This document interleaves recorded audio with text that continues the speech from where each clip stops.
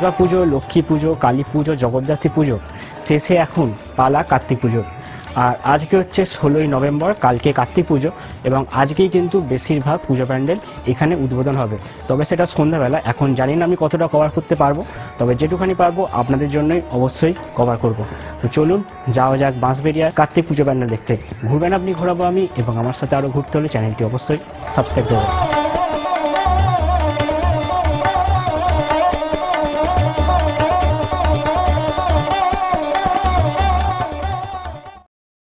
ওপাশে হচ্ছে 2 নম্বর প্ল্যাটফর্ম আর এটা হচ্ছে 1 নম্বর প্ল্যাটফর্ম। 1 নম্বর প্ল্যাটফর্ম দিয়ে কিন্তু আমাদের প্রথমে বেরোতে হবে। বাঁশবেড়িয়া স্টেশনের বাইরেই দেখতে পেলাম স্টেশনের সামনে থেকেই কিন্তু পুজো প্যান্ডেলের লাইটিং শুরু হয়ে গেছে। আর স্টেশনের সামনেই রয়েছে গোল্ডেন ক্লাব। তো চলুন প্রথমে যাই গোল্ডেন ক্লাবের পুজোর দিকে। তো বাঁশবেড়িয়া স্টেশন থেকে বেরিয়ে সবার প্রথমে আমি চলে এসেছি গোল্ডেন ক্লাবের পুজো দেখতে। আর আমি এই মুহূর্তে দাঁড়িয়ে আছি গোল্ডেন ক্লাবের মাঠে। এটা হচ্ছে গোল্ডেন ক্লাবের মাঠের এন্ট্রি পয়েন্ট, ক্লাবের মাঠ, এবং সাইডে বেশ কিছু রাইড রয়েছে পাঁচটা, এবং ওখানে মেলা মতো বসবে ছোট করে।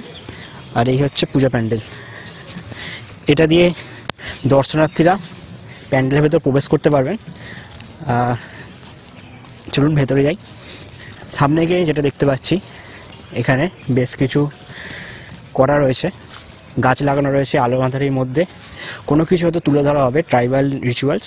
আর এখানে দর্শনার্থীরা দাঁড়ালে শো হবে, যতটুকু সময় দেখে মনে হচ্ছে। আর এখানেই থাকবেন কার্তিক ঠাকুর। তো এখনও ঠাকুর আসেনি, সন্ধ্যাবেলা ঠাকুর মণ্ডপে আসবেন। গোল্ডেন ক্লাব থেকে সোজা বেরিয়ে এসে এখানে রয়েছে তারামা সুইটস, এবং তারামা সুইটসের পাশ দিয়ে এই রাস্তা ধরে আমরা এগিয়ে যাব রামকৃষ্ণের সঙ্গে পুজো দেখতে।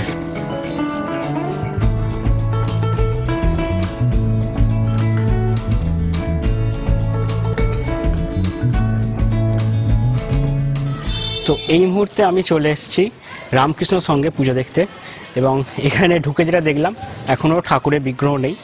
তো প্যান্ডেল পুরোপুরি রেডি হয়ে গেছে, কিছু ফিনিশিং টাচ এখনও চলছে। আর এখানে এই বছরের পুজো হচ্ছে 73তম বর্ষ, এবং প্যান্ডেল যে হয়েছে বৃন্দাবনের প্রেম মন্দিরের আদলে প্যান্ডেল কিন্তু নির্মিত হয়েছে, এবং প্যান্ডেলটা কিন্তু অসম্ভব সুন্দর লাগছে। আর আমার পিছনে রয়েছে রাধাকৃষ্ণের একটি মন্দির, যেটাকে প্রথমে আমি তো ভেবেছিলাম প্যান্ডেলেরই একটা অংশ, কিন্তু না, এটা হচ্ছে এখানকার স্থাপিত মন্দির। তো চলুন একবার রাধাকৃষ্ণের দর্শন করে আসি। হচ্ছে রাধাকৃষ্ণ মন্দির, পুরো একদম শ্বেত শুভ্র সাদা। আর এখানে পাথরের রাধাকৃষ্ণের যুগল মূর্তি প্রতিষ্ঠিত রয়েছে। আর আমার পিছনে রয়েছে এখানকার ক্লাবের পুজো মণ্ডপ, বৃন্দাবনের প্রেম মন্দির, এবং অসম্ভব সুন্দর কারুকার্য। উপরে প্রত্যেক কটা সোলার কাটিং বেশ সুন্দর। আর সামনে যে পুরো মণ্ডপ জুড়ে যে কৃষ্ণের বিভিন্ন লীলার ছবি মাধ্যমে ফুটিয়ে তোলা হয়েছে, সেই ছবিগুলো কিন্তু বেশ দারুণ। সামনে থেকে দেখলে একদম পুরো অরিজিনাল লাগবে। চলুন একটু সামনে থেকে দেখাই। আর এখানে যে ছবিগুলো বলছিলাম, এখানে রয়েছে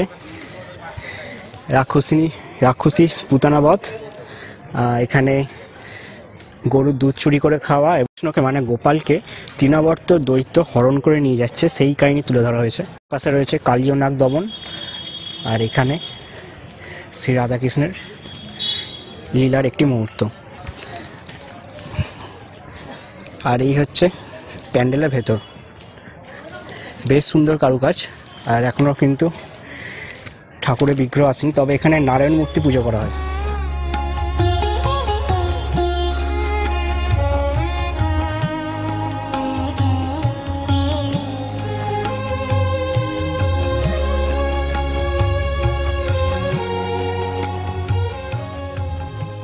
বাঁশবেড়িয়া ক্ষুদিরামপল্লী রামকৃষ্ণ সংঘ থেকে আমি এবার যাব কিশোর সংঘের পুজো দেখতে। তো চলুন সেদিকেই যাই। রামকৃষ্ণ সংঘের পুজো দেখে এই রাস্তা দিয়ে এলাম। এই হচ্ছে চারমাথা মোড়, এবং সামনেই রয়েছে আরেকটি পুজো প্যান্ডেল। এই ক্লাবের নাম হচ্ছে জাগরণী যুবক সংঘ।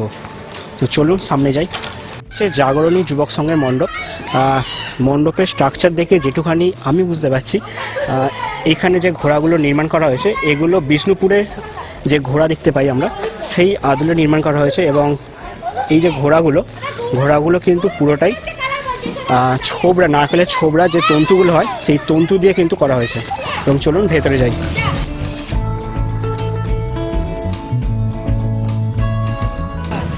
বেশ সুন্দর লাগছে এবং ঘোড়াগুলোর যে সাজসজ্জা কিন্তু এই ফোমের ওপর দিয়ে কিন্তু করা হয়েছে। আর ভেতরে ঢুকতে যে ইন্টেরিয়ার এই যে এগুলো করা হয়েছে এগুলো কিন্তু পুরোটাই বিষ্ণুপুরের টেরাকোটার আদলে, ছোট্টর ওপর বেশ সুন্দর করেছে। আর সামনেই বসে রয়েছেন রাজ বেশে কার্তিক।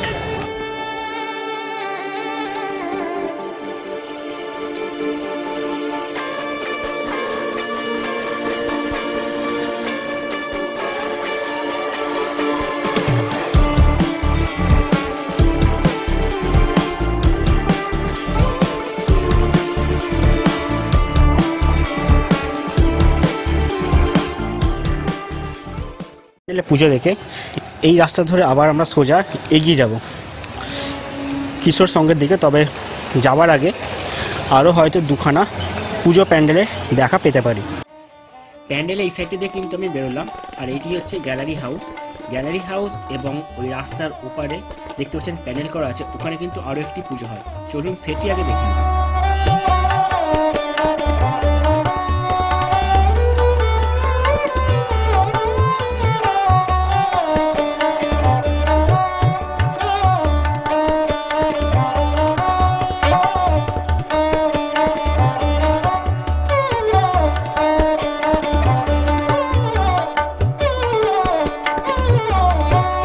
নারায়ণতলা পুজো কমিটির পুজো দেখে আমি যাব কিশোর সঙ্গে পুজো দেখতে।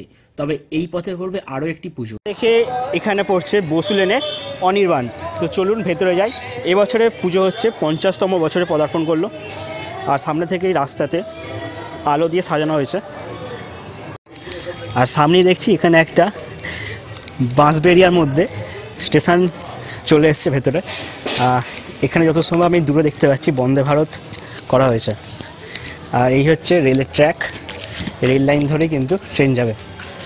আরে বাস, এখানে হাওড়া স্টেশন।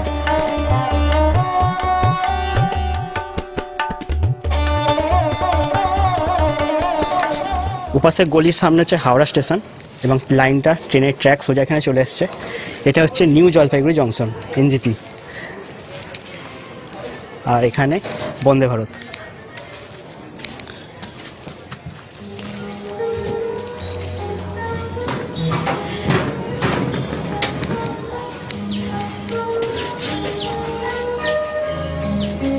আর এই লাইনটা ধরে কিন্তু বন্দে ভারত গলি এ মাথা এবং ও মাথা করবে, মানে হাওড়া টু এনজেপি।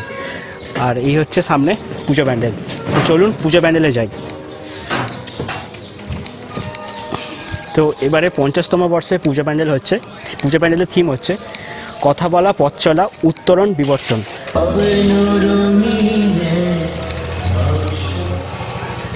প্যান্ডেলের সামনে গেটটা ঠিক এরকম সিম্পল। আচ্ছা, আমাদের প্রথমে কথা বলা শুরু হয় চিঠি দিয়ে। তো চিঠি প্রথমে পায়রা দিয়ে যেত, এখানে কিন্তু সেই পায়রার মাধ্যমে সেই চিঠি আদান প্রদানের ঘটনা তুলে ধরা হয়েছে। এরপর আসছে রানার, যে হাতে হ্যারিকেন নিয়ে একটা বল্লম নিয়ে এবং কাঁধে অনেক মানুষের মনের গোপন কথা চিঠির আকারে নিয়ে এক স্থান থেকে অন্য স্থানে পৌঁছে দিত, সেই ঘটনা। এবং এপাশে রয়েছে সাইকেলে করে, একটি চাকা সাইকেলে করেই চিঠি আমাদের বাড়ি বাড়ি পৌঁছে যেত, সেই ঘটনা তুলে ধরা হয়েছে। এবং আস্তে আস্তে আরও সামনের দিকে এগোলে এখানে দেখতে পাচ্ছেন পুরনো দিনের টেলিফোন।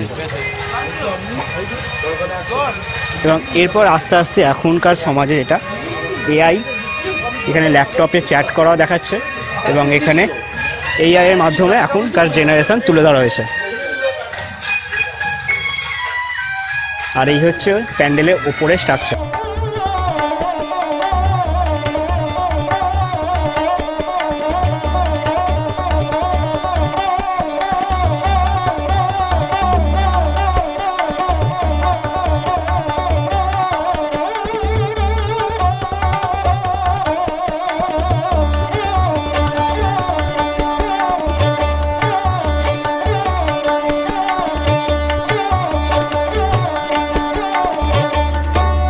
এটা হচ্ছে অনির্বাণ ক্লাবের এক্সিট পয়েন্ট। এখান দিয়ে বেরোলাম এবং বেরিয়ে বাঁদিকে এই রাস্তা ধরে সোজা গেলেই আমি চলে যাব একটি তেমাতা মোড়ের কাছে।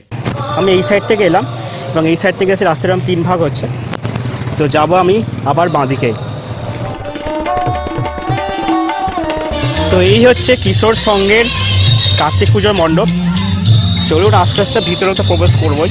এবং সামনে যে কার্তিক পুজোর প্যান্ডেলের যে স্ট্রাকচার সেটা কিন্তু খুব সুন্দর লাগছে। বেসিক্যালি আকাশটা আজকে কিন্তু পরিষ্কার আছে, তার উপর এই লাল রঙের প্যান্ডেলটা কিন্তু বেশ দারুণ ফুটেছে। আর সামনে দেখতে পাচ্ছেন এখানে বিষ্ণুপুরের টেরাকোটা ধরনের কিছু মূর্তি বেত দিয়ে নির্মাণ করা হয়েছে।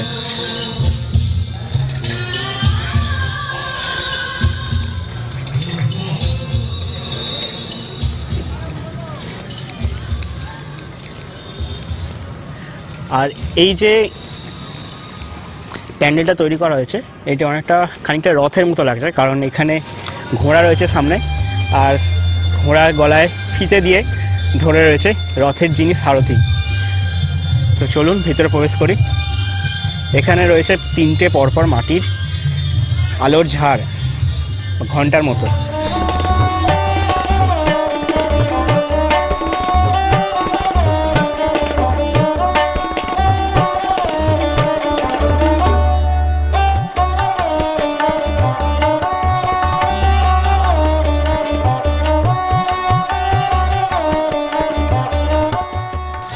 এখানে নারায়ণ রয়েছেন এবং রয়েছেন পাশে কার্তিক। এই জোড়া 8 চালা শিব মন্দিরটাই হচ্ছে কিন্তু কিশোর সংঘের ল্যান্ডমার্ক।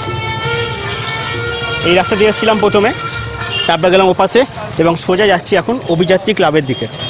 কিশোর ভারতী থেকে অভিযাত্রী ক্লাবের দূরত্ব মোটামুটি ওই 300 থেকে 350 মিটার পর্যন্ত, খুবই কাছাকাছি। আর পুরো রাস্তাটা দেখতে পাচ্ছেন আলো দিয়ে কিন্তু সাজানো হয়েছে, যেহেতু এখন দিনের বেলা আলো জ্বলছে না, রাতের বেলা কিন্তু বেশ দারুণ লাগবে। হচ্ছে বাঁশবেড়িয়া মিউনিসিপ্যাল অফিস এবং এই রাস্তা দিয়ে সোজা গেলে হচ্ছে হংসেশ্বরী মায়ের মন্দির, এবং মিউনিসিপ্যাল অফিসের পিছনে হচ্ছে আর একটা মাঠ আছে, ওখানে কিন্তু পুজো হয়। শিবাজি সংঘ এবং জুনিয়র নীল সংঘের পরিচালনায় এখানে এই মণ্ডপ গড়ে তোলা হয়েছে এবং এই মণ্ডপটা নির্মাণ করা হয়েছে মাছেদের রাজ্য মারমেডদের মৎস্যকন্যা মৎস্যরাজদের নিয়ে। সামনে রয়েছে মৎস্যকন্যা। তো চলুন ভেতরে যাই।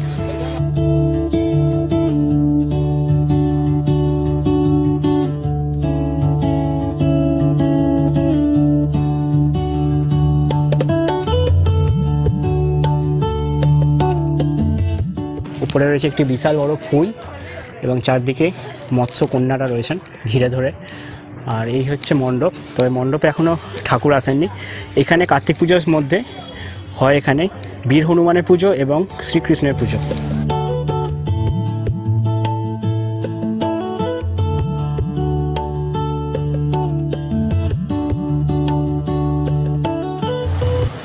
এবার আমরা যাচ্ছি অভিযাত্রী ক্লাবের দিকে এবং সামনে কিছুটা গিয়ে রাস্তা দুভাগ হবে।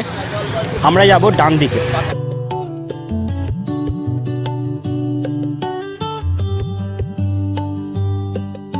আমি এখন অভিযাত্রী ক্লাবের কাছে।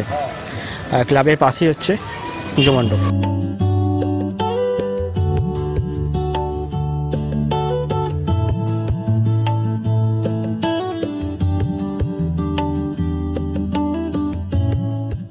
বিভিন্ন রকম পাইপ, ঝিনুক বা বিভিন্ন রকম জিনিস ফেলে দেওয়া যে জিনিসগুলো দিয়েই এই মণ্ডপ তৈরি করা হয়েছে। ভেতরে দেখতে পাচ্ছি সিলিং ফ্যান রয়েছে বাঁকা, সেগুলোকে বাঁকি বাঁকি এরকম পাখির আকারে তোলা হয়েছে। বেশ সুন্দর লাগছে কিন্তু এই জিনিসটা দেখে।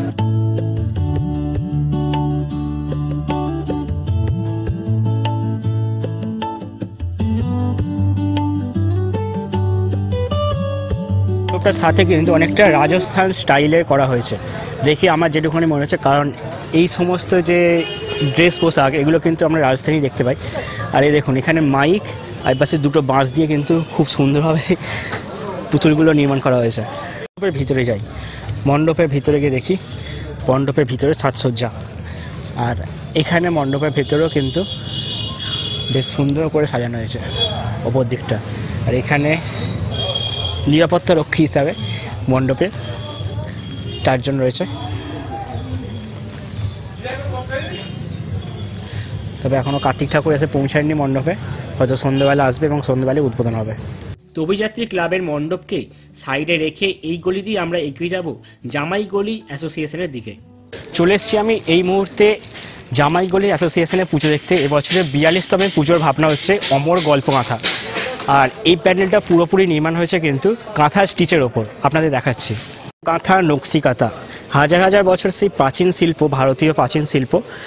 কাপড়ের বিভিন্ন ছেঁড়া অংশকে জুড়ে বিভিন্ন সুতোর সাহায্যে, বিভিন্ন সুতোর নকশার সাহায্যে কিন্তু ফুটিয়ে তোলা হয়, আর সেটি হচ্ছে কিন্তু নকশি কাঁথা। আর পল্লীকবি জসিমউদ্দিনের কাব্যগ্রন্থ নকশি কাঁথার মাঠ অনুযায়ী কিন্তু এই মণ্ডপটা নির্মাণ করা হয়েছে।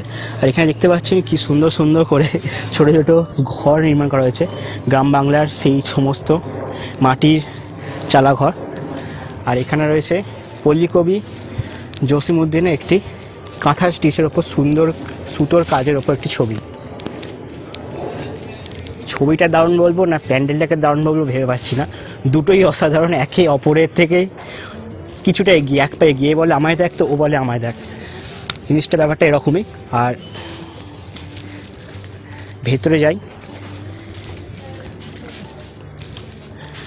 আর এখানে কাব্যগ্রন্থের দুই ক্যারেক্টার সাজু এবং রূপায়ের করুণ প্রেম ভালোবাসাকে তুলে ধরা হয়েছে কাঁথা স্টিচের মাধ্যমে। আর পুরোটা কিন্তু মশারির ওপর করা হয়েছে।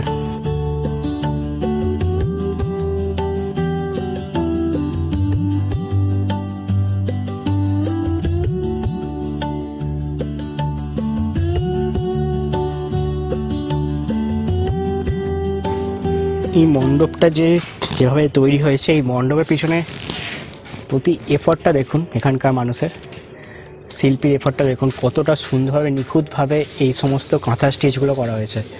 পুরো মণ্ডপটা জুড়ে কিন্তু কাঁথা স্টিচে ভর্তি। যারা কিন্তু সেলাই ভালোবাসেন তাদের জন্য এই মণ্ডপটা ভীষণই আদর্শ।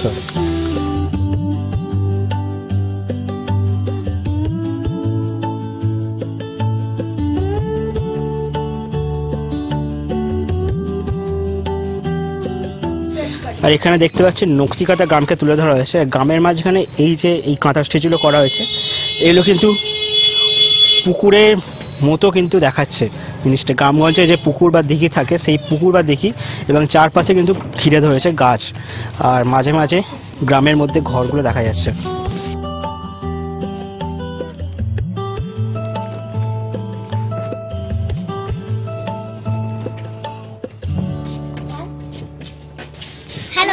হ্যালো, তোমার ভিডিও বানাও তো এখানেও আছে। ভিডিও বানাচ্ছি বলে আমার সাথে কিন্তু হ্যান্ডশেক করে গেল বাচ্চাগুলো, ভালো লাগলো। আর এই প্যান্ডেলটাও কিন্তু বেশ দারুণ, ওপরে কিন্তু ফুলের কাজটা কিন্তু দারুণ আছে। আর পুরোটা কিন্তু নেটের ওপর কাঁথা স্টিচ করা হয়েছে। আর এই সাইডে যে করা হয়েছে, কোন দিক ছেড়ে কোন দিক দেখাবো। আর এখানে হচ্ছে পুরো কার্তিক ঠাকুর, পুরো জমিদার বেশে।